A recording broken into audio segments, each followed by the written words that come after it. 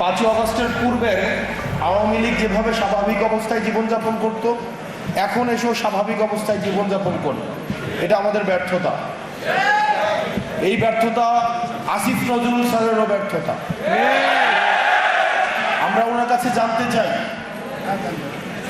জানুয়ারি মাসে কথা ছিল ট্রাইব্যুনাল 2 গঠন করার, এটা মে মাস, আজকে মে মাসের 16 তারিখ।